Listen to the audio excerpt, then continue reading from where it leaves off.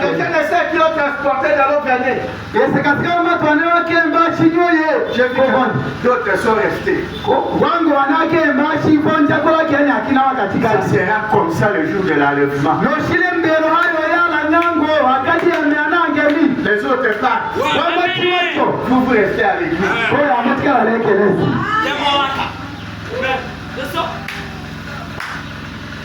Tu peux dire amen.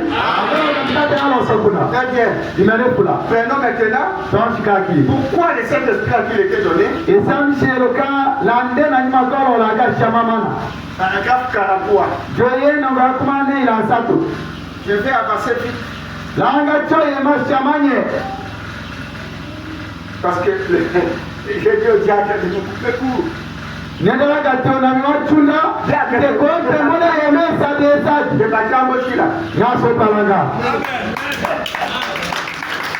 Alléluia. Amen.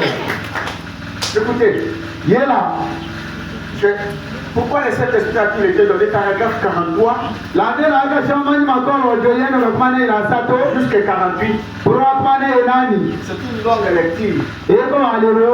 Alors écoutez attentivement. Ce que l'Esprit dit à l'Église. Je vais m'arrêter ici un petit instant pour dire pourquoi Dieu a mis le Saint-Esprit dans l'Église. Donnez encore un titre pour que vous sachiez.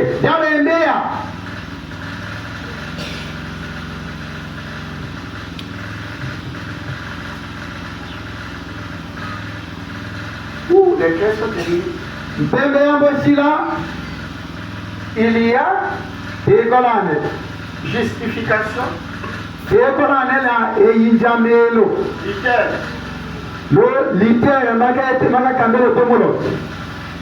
y a la sanctification. C'est Wesley. Il y a la restauration.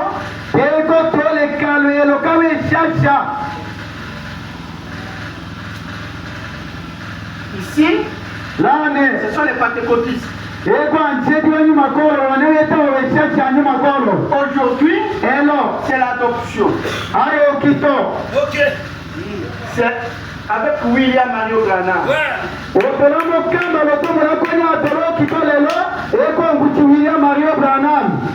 Amen, amen. Amen. C'est les Grecs qui arrivent à maturité. Après cette étape,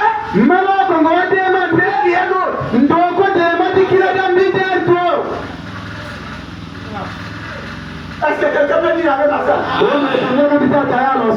J'ai lu le message. Écoutez. Dans l'Ancien Testament, quand un enfant un homme se fondait un foyer. Il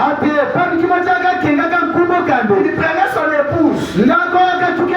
Ça, c'est la première chose. Ensuite, il devenait un grand homme. Comme une organisation, c'était bon. Ce qui arrivait après, c'est qu'il y avait une naissance dans le foyer. Une naissance. Ça, c'est dans le Saint-Esprit. Vous voyez? Notre esprit est entré. C'était un fils. Ce fils, il n'était pas entièrement responsable. Il n'était pas non plus un héritier. Avant d'avoir atteint un certain âge.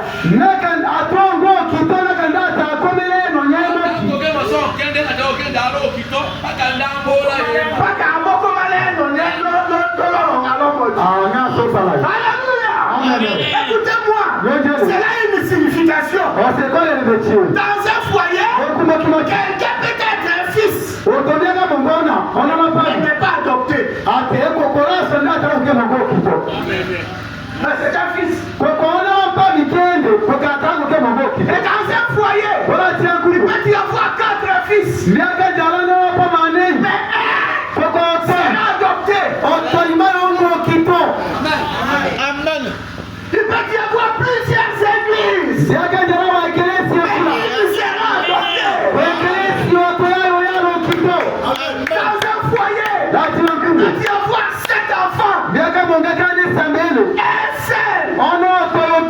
sera adopté pour être un héritier. Tu peux dire amen à ça? Il devait être éprouvé d'abord. Oui. Tu peux dire amen à ça? Un papa ne peut pas adopter son enfant avant de le tester, avant de l'éprouver, avant de l'observer, de le tester. Il ne peut pas l'adopter. Tu peux dire amen à ça? Il est vivant.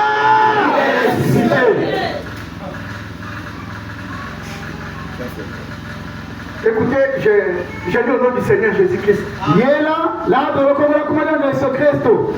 Et là, ils avaient la loi de l'adoption. Pour vous les prédicateurs, c'est du placement d'un fils.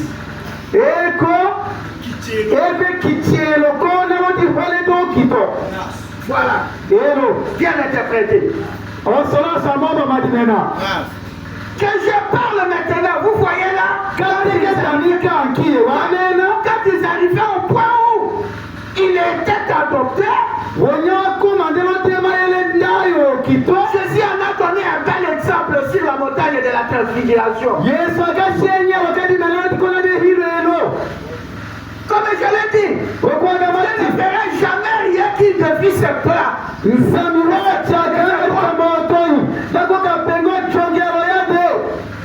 Amen, amen. Amen. Quand Jésus est monté sur la montagne de la transfiguration, c'était là l'adoption de Jésus.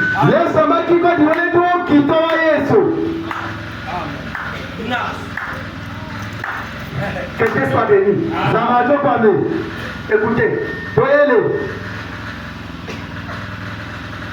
si vous avez un puits artésien sur cette colline-ci qui fait jaillir tout plein d'eau à l'air, la funda.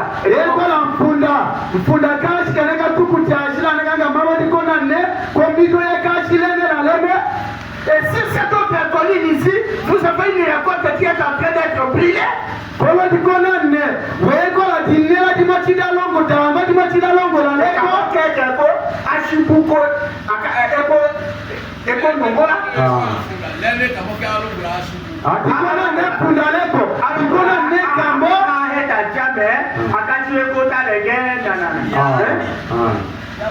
Vous pouvez vous tenir sur cette colline si écriée.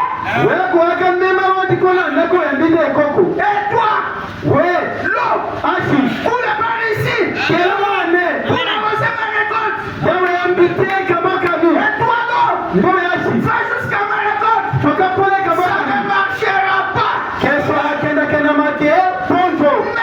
Mais si vous agissez selon les lois de la gravitation,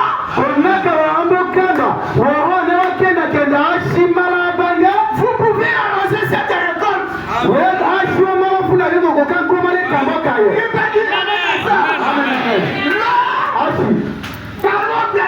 Dans une montagne. Et là, les champs, pendant la saison sèche, vous pouvez crier toute la semaine. Vous n'aurez pas de l'eau. Ce n'est pas de qui pendant la prière. Ce n'est pas le qui fait quelque chose. Il faut agir selon les lois de Dieu. Et vous savez, il va dire amen à ça. Le pasteur, c'est un canal. Il est à la gloire. Si vous voulez la bénédiction dans votre foyer, n'ayez pas. Il est le canal.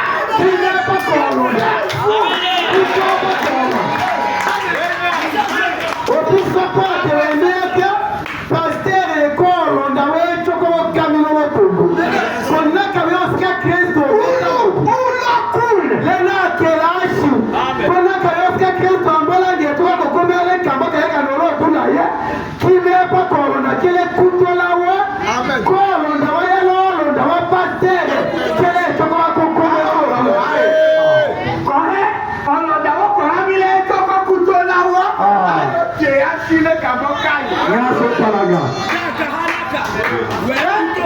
est couteau là. On est couteau là. Il faut faire des irrigations.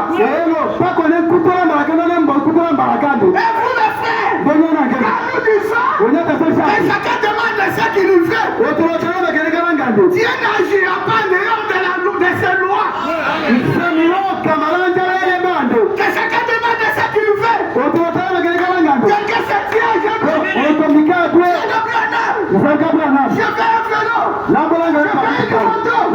Seigneur Jésus, vous priez, c'est bien. Est-ce que vous payez la dîme?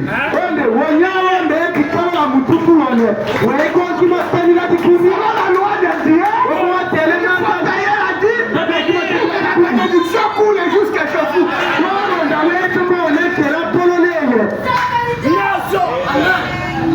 C'est la vérité. Amen, amen. Dieu ne déviera jamais ses lois. Jamais. Il s'en tiendra à sa parole. Que Dieu soit béni. Vous qui ne payez pas la dîme, cette sorte à le faire.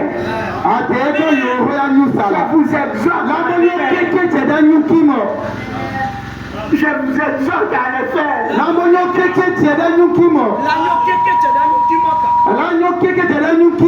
C'est la loi de Dieu. Dites Amen. Qui veut dire Amen à ça? Il est vivant.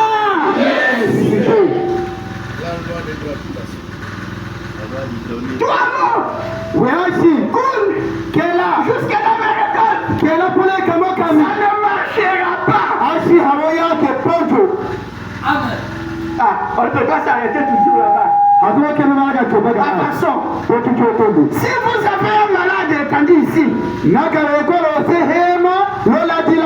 un pécheur étendu ici, ou un homme qui vient être en règle, qui ne peut pas arrêter de boire, qui ne peut pas arrêter de fumer, qui ne peut pas arrêter de convoiter et tout. Si seulement vous agissez selon les lois de Dieu, que le Saint-Esprit entre là, alors il ne s'appartient plus. Il arrêtera ça. Parce que le Saint-Esprit le prendra sous son contrôle. Seulement, vous devez agir selon les lois de Dieu. Les règles de Dieu. Pour qu'un péché soit pardonné, un chrétien doit se répartir. Et si quelqu'un est tombé dans l'adultère, il ne peut pas venir demander pardon à Dieu ni au pasteur. C'est à sa femme ou à son mari. Sinon, le péché demeure.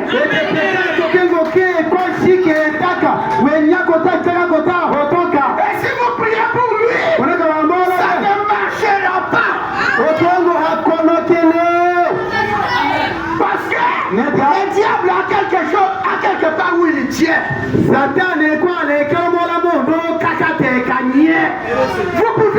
Vous pouvez lui verser tout un bidon d'huile. Pour lui asperger de l'eau.